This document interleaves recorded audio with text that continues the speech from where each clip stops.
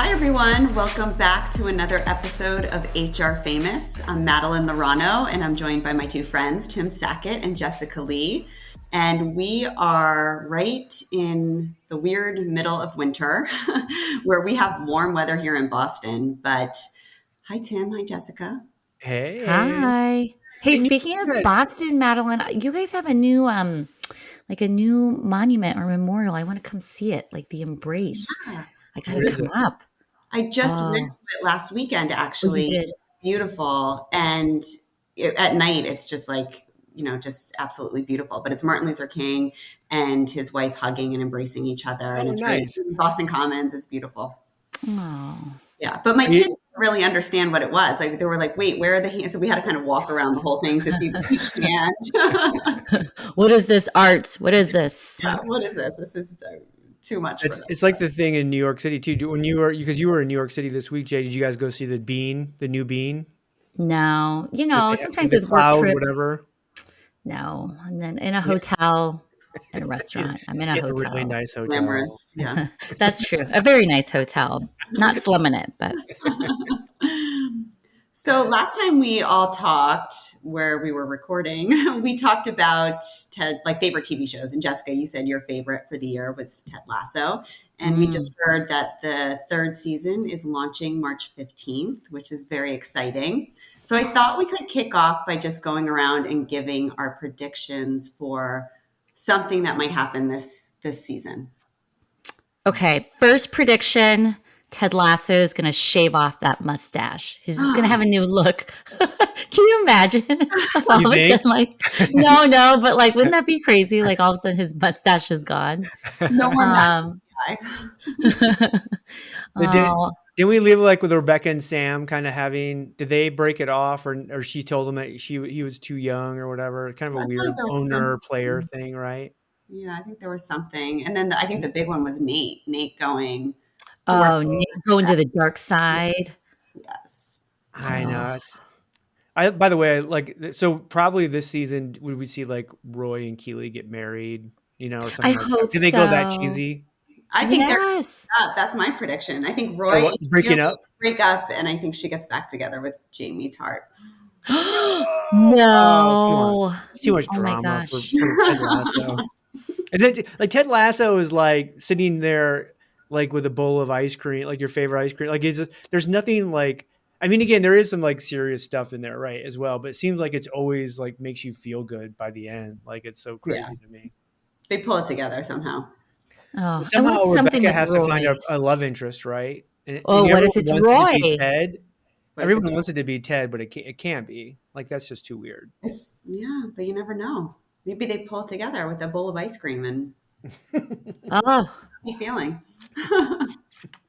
oh, I can't wait. Love Ted Lasso. Succession's coming back shortly too. Oh, that's so good. So The writers good. on that to me are just They're amazing. so I good. think it's both, really both. I'm gonna have to go back now and like watch at least the last couple episodes of Ted Lasso. Like, don't you have to do that every time a new season I think comes out? You're so. like, wait a minute. Totally. Even Yeah, when they give you like that 3 minute like montage of like here's what happened last season, it's like it goes, it's not enough. I need more detail. it's not enough. Totally. I know. I know. I agree. So, Tim, we did a roundtable this week on recruiter experience. We had like almost 100 people that showed up for this. Yeah, big And round table. yeah, Yeah. with JobSync. And it's such an interesting topic because, I mean, you've been talking about this forever, but last year it's like a topic that everybody else started talking about for the first time. It's the first time we ever did any research on recruiter experience. And now we're looking at like things changing. We know all these recruiters that, at least in tech and, other like, financial services that left their jobs for these crazy salaries at Google and Yeah. Amazon. And now a lot of them are laid off. So where are we at with recruiter experience? And does it even matter now that we're kind of I, like in this when weird you place? asked that question on the roundtable, I like just came and said no, it doesn't matter anymore. And then Jessica, like in the pre-show, was like, "What the hell's recruiter experience?" So Like, this makes define no it sense because to I'm still like, what? I don't understand. So define it. Yeah, so for those who are kind of like, what the hell is this? I've never heard of it. You probably wouldn't if you're not a recruiter. So when we think about like post-pandemic, um, we had this weird thing happen where all of the recruiters, like during, like when the pandemic hit, recruiting talent acquisition teams got gutted, right? It was like companies were just like, oh my gosh, we might never hire again. Like there was this panic, right? And so they tried to cut like TA teams because they were like, look, we're, everyone got sent home, we're not working, or whatever. And then immediately jobs shot up, and it seemed like there was this never ending bucket of hiring. And so companies were begging for recruiters. At one point, as Madeline pointed out in the research as well, is like, I think it was like early spring of last year, there was more recruiter openings than software engineering openings on LinkedIn. And that became Yeah. like the big thing. And then people started talking about this thing like recruiter experience, which is when you're working, like there was so much pressure on recruiters to perform and to actually deliver because companies were just desperate for hiring at really every kind of position that was out there. And so we started really looking at, well, what is this job of recruiter? Like at one point, if you go on a hiring freeze, you get fired. And then literally 90 days later, you're the most important person in the company and they're doing anything to like attract more of you or keep you or do whatever. It's like, it was a really weird dynamic. I think people were feeling bad for recruiters because they have this weird dynamic of like, and really it's a supply chain issue, Yeah. right? It's like, what do you do with recruiters when they don't have to hire? And then what do you do for them when they're over capacity and you're trying to make them hire and work 24/7? And so it was really that. It was similar to like what you would think about like, an employee experience. If you were taking a look at, and I know, Jessica, this is kind of near and dear to your heart. If you're taking a look at employee experience of all of your employees, from the lowest paid to the highest paid, and what you find is that there's some buckets of your employees that the job just kind of sucks for the Mm. day. Like it doesn't seem to equate. And so you go, okay, well, how can we help make that better? And I think that's what the foundation of employee experience was. Do you have the right tech and tools to do your job? Are you getting paid appropriately?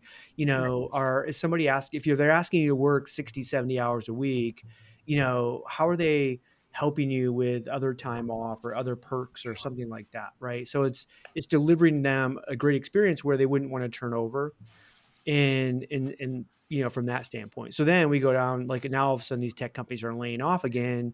They're not hiring as much. And so now a lot of recruiters are getting laid off, and we're like, this is part of this really kind of crappy experience about being a recruiter. And Madeline, like chime in. Is there anything different from that? I think that's probably the Yeah, foundation. I Yeah. think so. And I think it's this idea that people don't know what recruiters do. Like, Tim, I Yeah. think this is your quote that everybody thinks it's the one job that everybody says, oh, I could do that.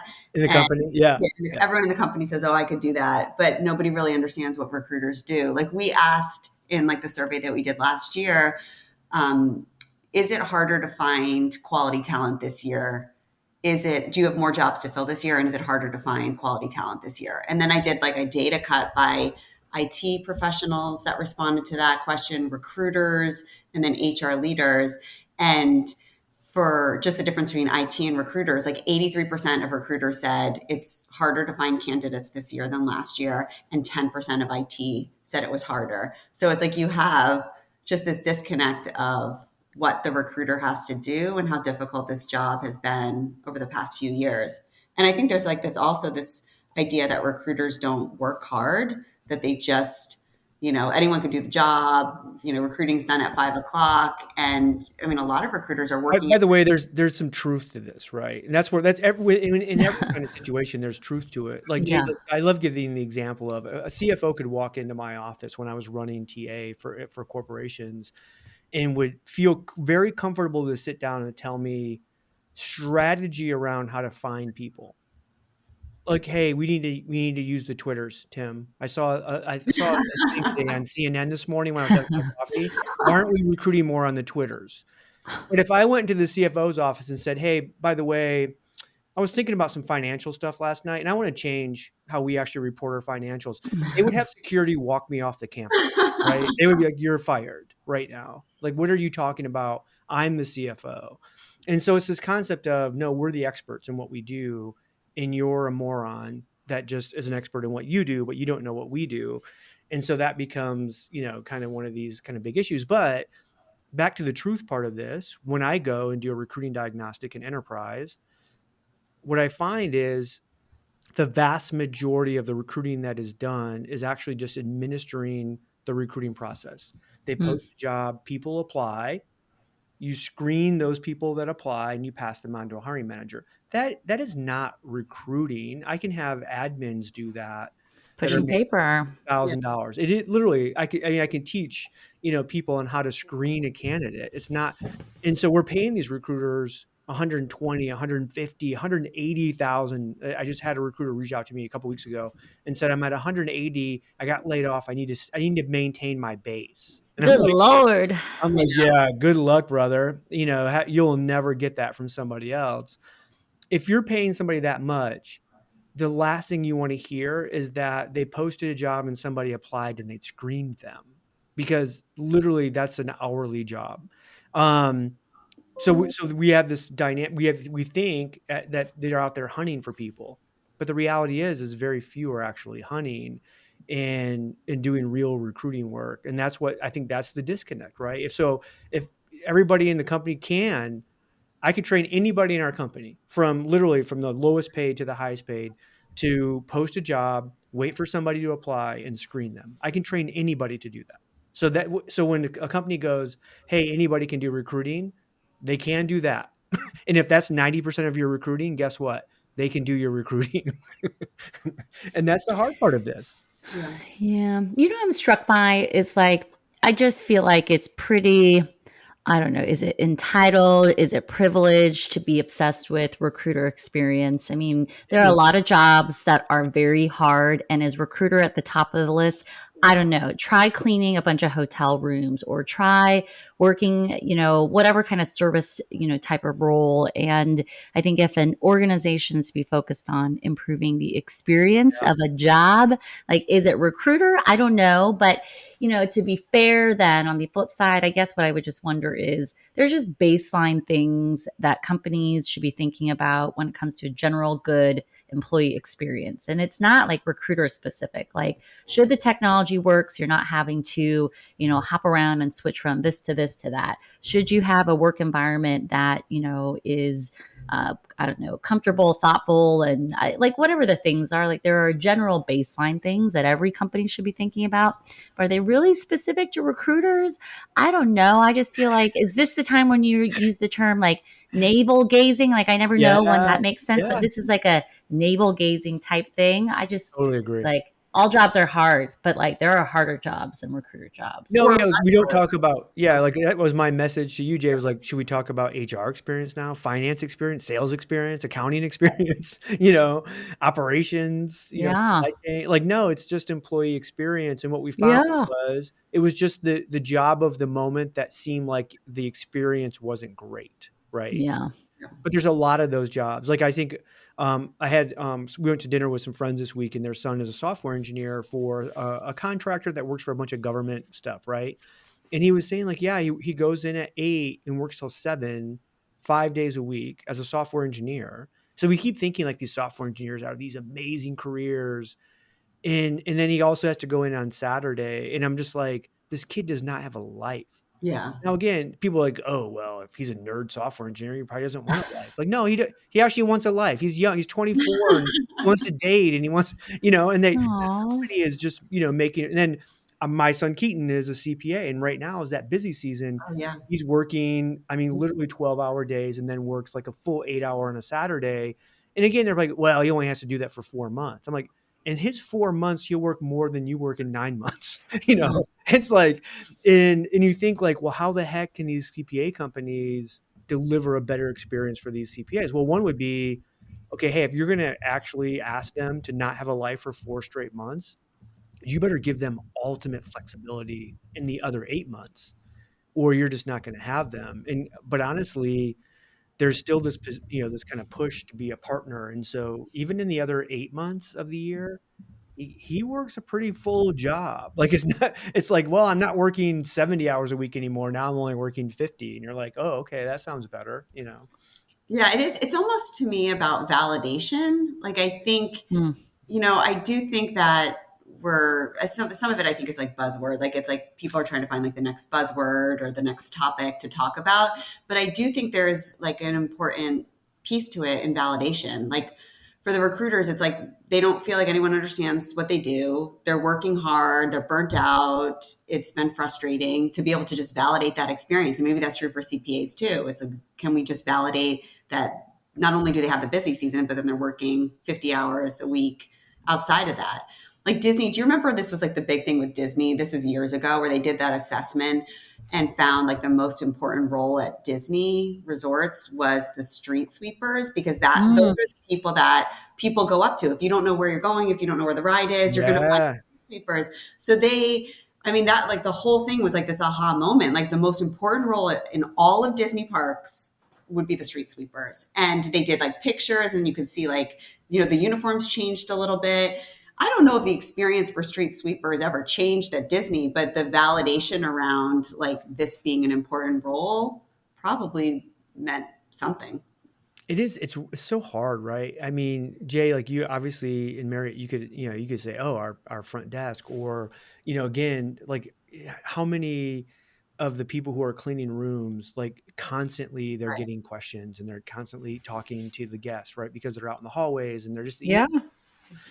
but like you're like, okay, well, again, not the highest paying role in the world, but potentially, like you said, with the street sweepers, Maz, like it could be something that is so important, and like so you put extra training in, but there's always that give and take of like how much we can't go out and say, okay, hey, we're going to pay the street sweepers Right. six figures. You're like, slow down. They're not that. I mean, they're not like you're like, oh wait, they're the most important, but they're not. Like it's so weird that we have these dynamics like that. Yeah, it's like not much is going to change. Like it's like we're not going to completely change what we do for street sweepers. We're not going to give everybody a Rolls Royce, but it's it's just Yeah. acknowledging it, I guess. It makes me really wonder, like every job can claim to be like a hard job, or it's going to be the job of the moment where everyone's focused on like, oh, there's high turnover or it's a crappy job. And so there's always going to be something. So it just makes me wonder about like, what is the role of a manager to just make their people feel valued, period, to make them feel like to ensure that they have the tools for their job, and that they're creating the right environment, because I just feel like anyone at any moment could say, oh, like it's me, my job is the hardest. So just do better, people managers, do better. I think 2023 will be the year of the analyst experience. That's Is it? what I'm Oh, Because Meredith, Madeline, you just, our job. we're going to have Yeah. an episode By the dedicated way, I got just to pictures. you. I got pictures last week of Kyle and Madeline in like some tropical island location. I'm like, oh yeah, that analyst's What job a is hard super life. hard. Wow. volunteer. Wow. That's challenging. That's funny. So, it's interesting even thinking about the recruiter experience. And Tim, you bring up like what recruiters should be doing and what they shouldn't be doing. And like the big topic right now is around Chat GPT. And it's not, specific to recruiter, but even within HR, like, what do you think about this? We haven't really talked about this. Like, have you tried it? Do you think this is something that's going to be, impacting work, or is this just like a passing trend? No, it's going to change the entire like landscape of everything we do. Now again, like it's just my opinion. Like when I take a look at it and play with it, and I mean, again, it's early on, but I think every tech company that we talk to is trying to figure out, how do we we're going from kind of like this normal kind of AI, conversational AI, to like a generative AI. So I think it has huge impact to every experience. So I think I look at the future of a recruiter. Let's just stay right there, right on this recruiter experience. I think there's not one thing that a recruiter does besides having a real conversation with a real candidate that can't be replaced by AI, like a Chat GPT AI at some point, right? So if you think about really high level, what is that, right? Easily, an AI can, a hiring manager could go, yeah, I want to hire this person. Bam, I'm going to hit this button that says, oh, and an AI would actually have a conversation. What position do you want to hire for? Oh, here's the last posting you had. Is there changes? I suggest based on all the data in the world that maybe we should change the posting to this, right? And we should post here and here. And it would actually just go do it. People would apply. The AI would look at people and, through contextual kind of ways, understand like who's the best. And then they would reach out to these people And even people that didn't apply, they would reach out to people that would be the best fit and actually try to get them and be interested. And at the end of the day, like your recruiter is going to come in the morning and they'll say, hey, on your calendar, you have 7 conversations today. By the way, the AI probably actually generated questions that you should talk to them about. I mean, like, literally, it's just going to be that could, I just think we're literally, a year or so away from being able to kind of generate that kind of experience for a recruiter. So like the recruiter's life and job changes drastically. And like Madeline, we had talked about like, how many of those conversations can you have a day before you want to put a gun in your mouth, right? I mean, like, Oh my gosh. that's so much. Even the most extroverted person is going to be like, "Oh, hey, I was on the phone for 8 straight hours. Too I much. want to go. I want to go hide in a dark closet, right, with a bottle of gin and Right. just kind of like try to find myself." So I do think there's this weird kind of dynamic of what we can expect from somebody. I know when we were having the roundtable, people were like, "Oh, you could do, maybe 15 to 20 screens in a week, on average, Mm-hmm. week after week after week." But that becomes really repetitive, from that. Right. Um, Madeline, you had tweeted out a measure of that too, which I thought was interesting because I want to talk about that not just for recruiting, but for all jobs, which was Oh, the email zero measure. So what Yeah. company, I don't know if you can mention the company, but Yeah. explain that what email zero was. Optimize your business with a workforce AI edge powered by Vizier. Make smarter decisions and achieve better outcomes with real-time AI insights delivered to every people leader. Explore more at visier.com. Yeah, so I had a call with the company this week, and they said that one way they're looking at, they're measuring recruiter, I don't know if they called it experience or productivity or, performance, but was looking at, they called it inbox zero. And inbox zero is essentially getting your inbox down to zero. And it was they presented it as like a positive thing for recruiters to be like, well, we want to help them make their job easier. But you could see it was really for making sure they're held accountable to respond to every single candidate and every single hiring manager. So it made me realize immediately that I could never be a recruiter because inbox is so far out of my realm. But that I just never heard anything like this. Yeah, it's inbox go ahead, zero. Jay. What Well, you're in I'll inbox never what? be an inbox zero Just give me a person number. either. Inbox what? Oh, Give me a number. probably like 3,000-4,000 is like typically my number, but that's only because when I get past that, my outbox or my inbox just it's hard to perform in it, so I just archive things. But I like everyone has a different style, and I think that extra click to file those emails away. I'm not saying I don't respond to things, but I just don't know. I would not survive with that as my metric. I'm It would be inbox disastrous. 27,486 as of Oh my right this morning. gosh. No, it'd be part of that. So I actually talked to our IT people, right? Because I kept like same thing. They're like, "Oh, you should archive, you should do this, blah blah blah." I'm like, so talk to me about like like if I just never deleted an email, I had 1 million emails in my Outlook inbox or whatever. Like, is that like going to slow my computer down? Is that going to slow the system down? Is that going to stop? They're like, no. Like, no, it won't. And I'm like, then why would I ever eliminate any of that information? I can go back and search and, and look at stuff. And, we have so much stuff going on. I constantly go, oh, you know what? Madeline mentioned something 3 years ago. I can go back and it's in my email. Yeah. Or it's almost like I can even store documents because it's like everything I've sent and like reports I did 10 years ago. I'm like, oh, I know I did email this to Tim and Jessica. I'm going to go back and look for it. But would you ever view, I don't really manage many people, but you both do. Would you ever have opinions about someone you manage that had an inbox with 27,000? Never. No. Never. You know what I judge more than anything? And well, just before I get to that, to make a full circle with your, comment about Chat GPT and OpenAI and all that, I just feel like the behavior of filing emails away, you're just not going to need that in the future. Instead, you're just going to have all your emails in your inbox and you're just going to ask, your AI assistant, can you find me that email with that attachment rather than you going into the file and the year and Yes. trying to fetch it. So I just feel like that behavior is not going to be relevant in the future. But what I judge more, I don't care about how many emails are in your inbox.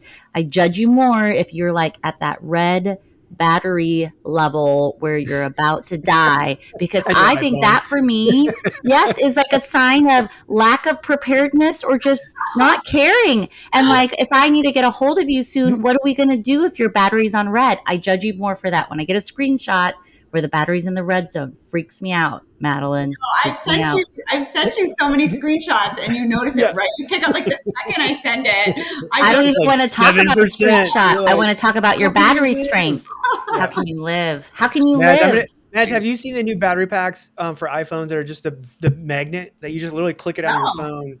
And I'm gonna really? send you one. I'm just gonna say so you Whoa. cannot have, because I know you're this busy mom out like at hockey games, and you don't want to have all your cords and But is your gas tank? Do you go? Do you ride down to E? That I feel like that's in the I same. do. I Okay, okay, can't. that's That is so. The thought of. I mean, I've had flat tires, and I had like an issue with my transmission, and like being. But to make a silly mistake where you run out of gas and you're stuck on the side of the road, to me is so stressful. Like that thought is so stressful. okay. Okay, you've redeemed yourself. Okay, Running out of your phone is I would not like to just stressful. tell you right now that my battery is at 60%, and I feel like that's very good for me on a It's Friday in the morning. It should be like at 99. Yes, that's so confusing. It is morning. I don't understand. She went out drinking last night. She forgot I to was, plug it in. That's exactly. Yeah.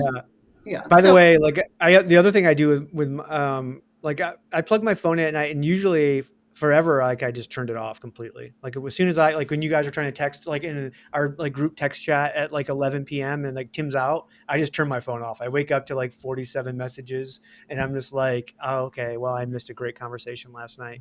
And now I just do it where I keep it plugged in, but then I just kind of put it like on sleep mode, and so I still don't like see him till the morning. But I guess if my kids or my wife need to reach me in an emergency, that the phone will still actually work. So I think Kim was like she's like, you turn your phone off when you go like in Vegas. Why do you do that? And I'm like, so I don't get woken up at night. And she's yeah. like, you need to keep that on.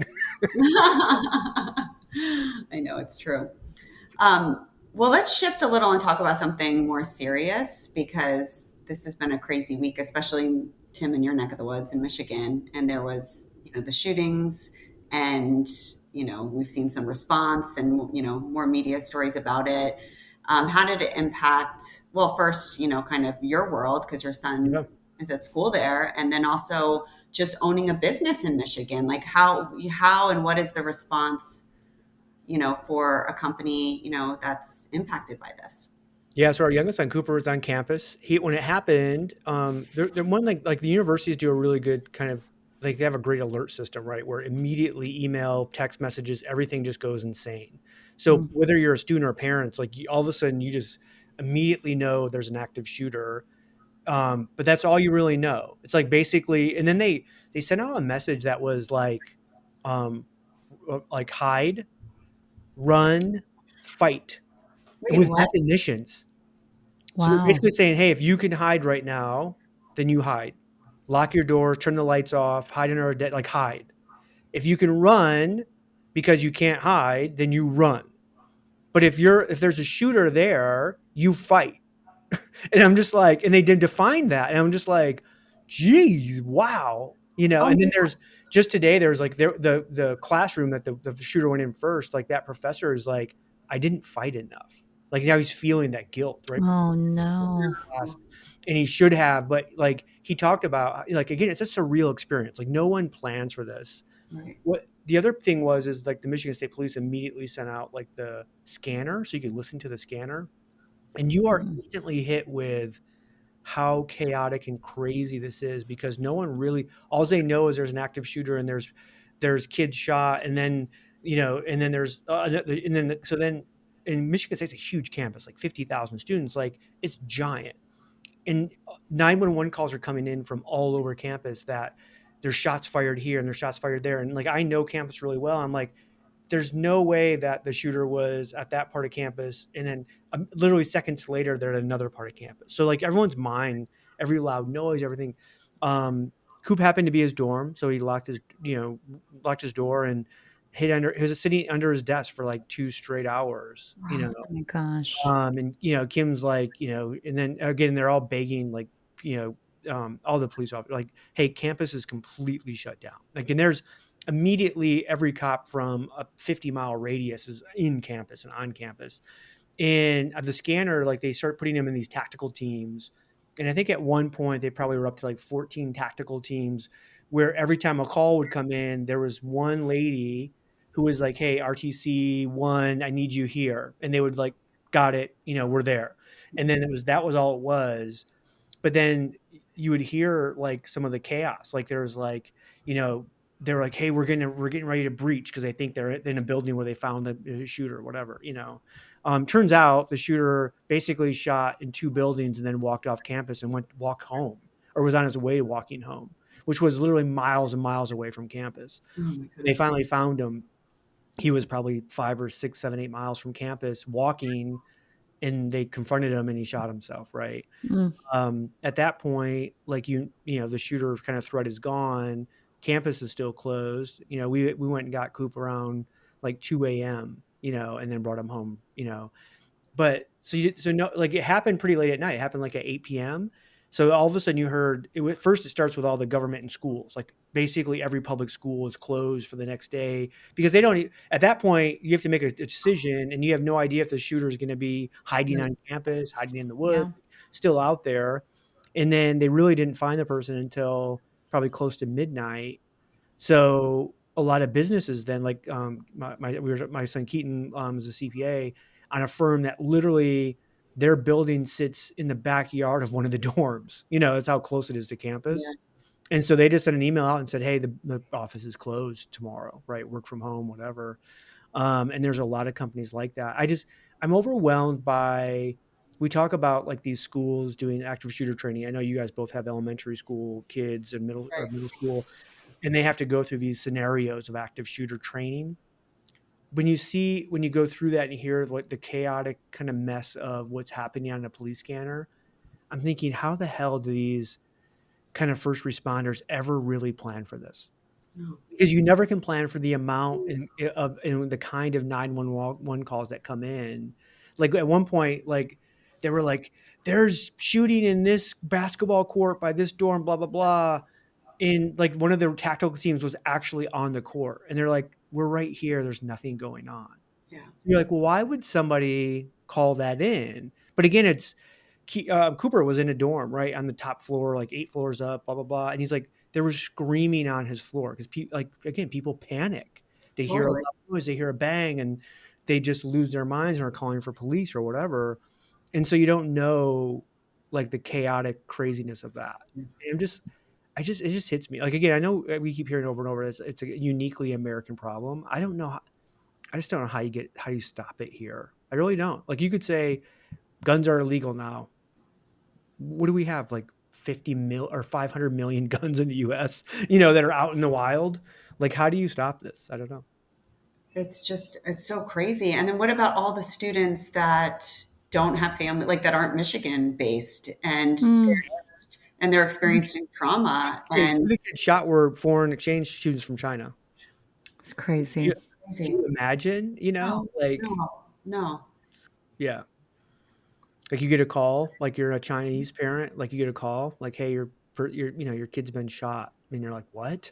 Like, what?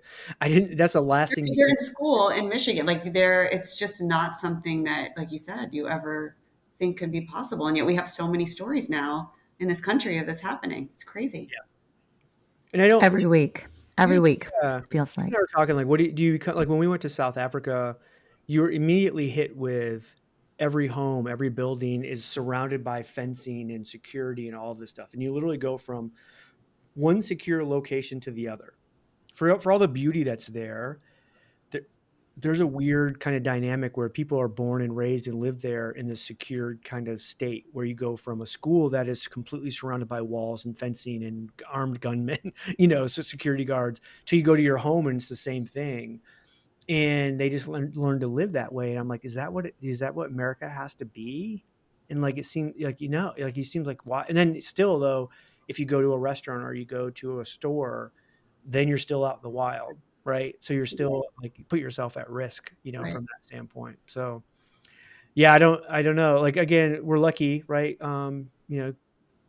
Coop was safe and he did good. And I think, obviously the vast majority of students, were fine, but it's one of those things where you just don't think your kid's going to go to college and have to face. Oh.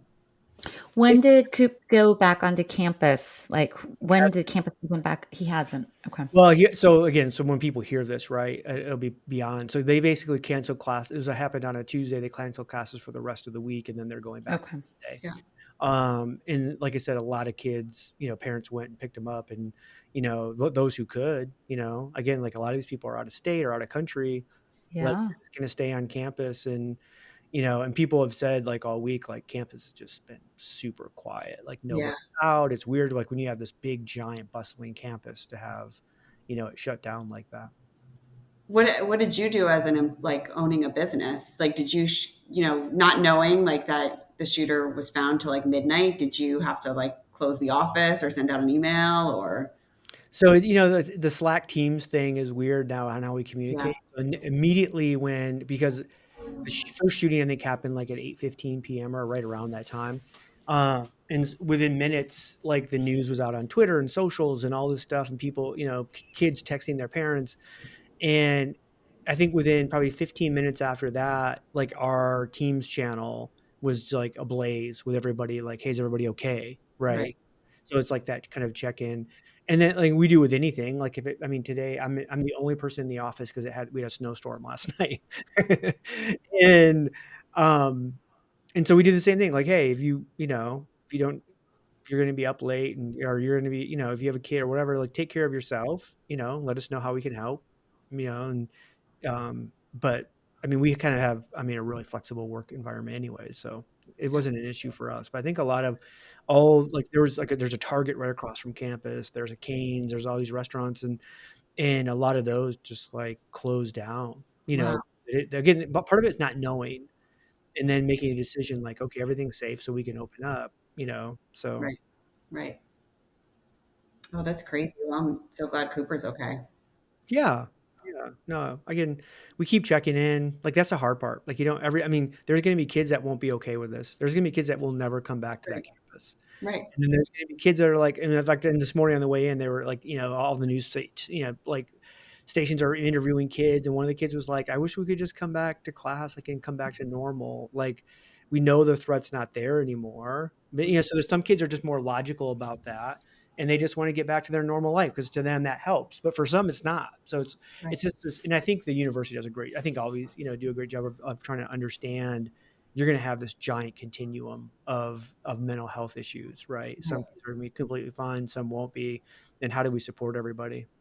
And it's not linear. Some could be completely fine. And then 2 weeks later, it's like, no, I need to be out of here. Yeah. Yeah. And like, as Virginia Tech happened like in 2007. That's Like crazy to me. That is crazy to me that was that long ago. And I heard an interview with one of the girls that got shot 3 times. And she goes, when the date of that comes up every single year, like in that time, like, and so she's like, I'm always like, I can't remember exactly when that date is, but she was talking about like when mass shootings happen around the holidays. She's like, I feel so terrible for those people because I know the holidays are never going to be the same for them because they're always going to have that on their mind. Right. So whether we're talking about, kind of these, school shooting type things or like workplace violent like stuff, like, Mhm.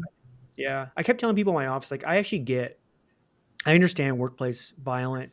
I understand, like, let's say like Madeline, you're working for me and I think you're a piece of shit and you're not working really well and I fire you. But what Yeah. I don't understand is in your personal life, you're going through craziness and Yeah. I just took away your only income. And so Yeah. now you're going to lose your house and you have no idea how you're going to pay your bills. And like you crack, the stress goes over, you come in, you decide I'm killing Tim because he's Yeah. responsible for all of my bad, in life. I actually understand that. I get that. I don't understand how somebody can come in and then kill 8 other people in the office and not the person that fired you.